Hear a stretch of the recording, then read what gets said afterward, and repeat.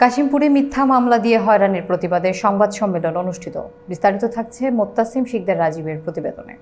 শনিবার 15 মার্চ বেলা 11টার দিকে মহানগরের কাশিমপুর সাংবাদিক কার্যালয়ে ভুক্তভোগী আলমগীর হোসেন এবং তার পরিবার এই সংবাদ সম্মেলন করেন। সংবাদ সম্মেলনে ভুক্তভোগী আলমগীর বলেন, গত 22 ডিসেম্বর ঢাকার আশুলিয়া এলাকা থেকে মিথ্যা গরু চুরির মামলা দিয়ে নাটক সাজিয়ে আমাকে আটক করে। গত 22 ডিসেম্বর ঢাকার আশুলিয়া এলাকা থেকে মিথ্যা গরু চুরির মামলা দিয়ে নাটক সাজিয়ে আমাকে আটক করে।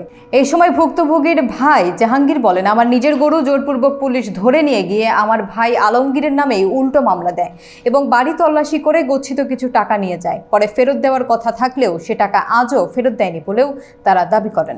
এ সময় তারা বিষয়টি তদন্ত করে হয়রানি থেকে মুক্তির দাবি করেন। তবে এ বিষয়ে কাশিমপুর থানার ওসি ইফতেখার হোসেন বলেন, গরু চুরির মামলায় তাদের আটক করা হয়েছে, তবে তাদেরকে মারধর করা হয়নি।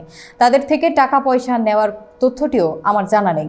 সংবাদ সম্মেলনে ভুক্তভোগীর ভাই ভাতিজা সহ পরিবারের সদস্যরা অংশ নেন। তারপরে বলতে আছে যে গরু এটা করে ঠিক মতন দিতে আছে না। তো আমাকে 5 গরু দেয় মামলা দিছে। আমার মাত্র 2টা করবে, যে আমার হাঁসের আড়ের আছে। চালানের আগে আমার বাসার থেকে আমার ফোন দেওয়া হয়েছে। দেওয়ার পর বলতে তুই কিছু টাকা পয়সা না। আমি যখন বাসায় ফোন দিই, আমার তো বাসার থেকে মোবাইল নিয়ে আসছে 2টা, একটা টাচ ফোন একটা বাটন ফোন। পরে আমি অন্য একজনের মাধ্যমে আমি বলতেছি যে আমার তো ফোন নাই।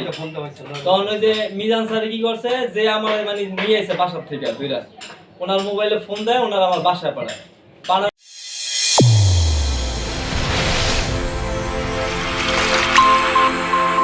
চ্যানেল A1 হৃদয়ের স্পন্দন।